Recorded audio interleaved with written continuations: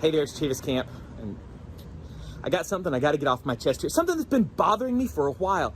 IT service providers, similar to me, okay, that don't use contracts, or really any service provider. If you're going to a client site, be that at their home or at a business or whatnot, and you're doing work for them and you don't have a contract in place that at least does a few things like limit your liability and cover who's supposed to pay for what and that kind of, gosh, I don't understand it. And I got a couple of things that have come up recently. Got to say this first. My attorney would get mad at me if I didn't. This does not constitute the practice of law. This is not legal advice.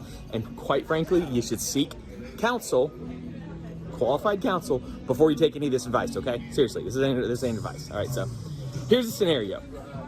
Recently, one of my clients got acquired by a publicly traded company. Good for them, right? I mean, it's a fantastic deal for everybody. They all made out very well. I mean, they're not, beyond measure rich now, but let's put it this way. They just moved up into a much bigger arena. They can continue functioning, continue doing their business in a much bigger scale. And they have a few dollars in their bank account extra. I mean, that's a good deal all the way around. Except for the service providers like me that get shown the door, right? I mean, that's business, no complaints. But I'll tell you, if I did not have a contract in place with them, right now, I'd be out on my butt with nothing. Nada. It is only thanks to the fact that I had a contract reviewed by one of my favorite lawyers, by the way. Shout out to him, Ciardi and Astin, Danny Astin. He's absolutely fantastic, and I highly recommend him, especially if you're in the IT services industry. But, Danny Astin put together a great contract for us, and on top of that, helped me enforce it when we inevitably got, and we were expecting it, it wasn't a surprise, but when we inevitably got that termination letter that said, hey guys, peace out, we don't need you anymore. As it turns out, the client's gonna end up paying through the end of the contract because guess what? That's what the contract says. If it wasn't for that, I'd be out on my butt. Now, I know some of the arguments I've heard of Chavis, I don't wanna lock my client in for long term. They should be able to kick us to the curb for any reason if they're not happy. You know what? I generally agree, as long as they're not happy. Yes, y'all should be able to part ways, but that's why you can always renegotiate a contract. You can sit down with them and talk to them about it, get it renegotiated and get out of there. Just not having a contract so that you can keep from locking them in, that puts you on the hook for an amazing amount of liability, especially if you're touching any of their business systems, okay? For us, it's IT and IT security. If we touch any of their stuff and something breaks, a pre-existing condition, let's talk about that for a minute. Let's use a little medical term here.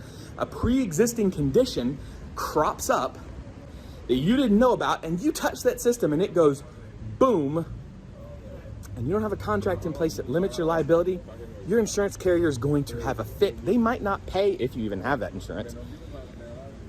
It's going to be a bad deal all around. So seriously, contracts. And again, shout out to Danny Astin and his crew at Ciardi and Astin. He and one of his guys there, Gary Elmer, they are fantastic.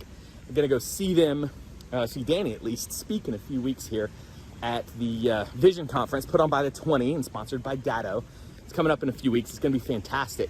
But especially if you're an IT service provider like me, if you're not using contracts and you don't have a lawyer that you can pick up the phone and call, because come on, let's face it, this kind of crap happens. And I don't like dealing with attorneys. I hate dealing with attorneys, but these guys make it easy, and just about any attorney is better than none at all when you're dealing with a client trying to leave or something like that. Just, it's worth it. It's worth every penny. And I highly recommend that you seek legal counsel. Seriously, guys.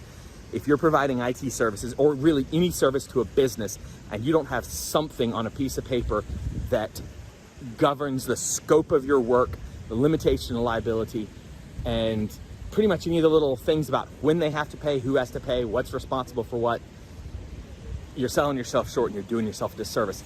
One last final comment and then I'll cut this off. The other thing you're doing is you're making yourself look like you're not a professional. Let's think about that for a minute. Do I think more highly of someone who hands me a contract and expects me, one business owner to another, to sign it, or one business to another to sign it? Yeah, you know what I do. Someone just comes in and does work for me and then, yep, here's the bill. They're just a vendor, right? They're just a commodity. Someone who comes in and talks to me and hands me a contract that we have to review briefly and make sure that everything's on the up and up and decide, do we want to do business with this company? You know what? That's a business, that's a partnership that we're making just about. It's not just some vendor I'm hiring, right? I look more favorably upon them. And I know that's true about many businesses. It makes you look like a better business owner when you're using contracts. People will take you more seriously. That's all I got today, guys. It's a little bit longer than normal. Another update coming soon. Take care, guys.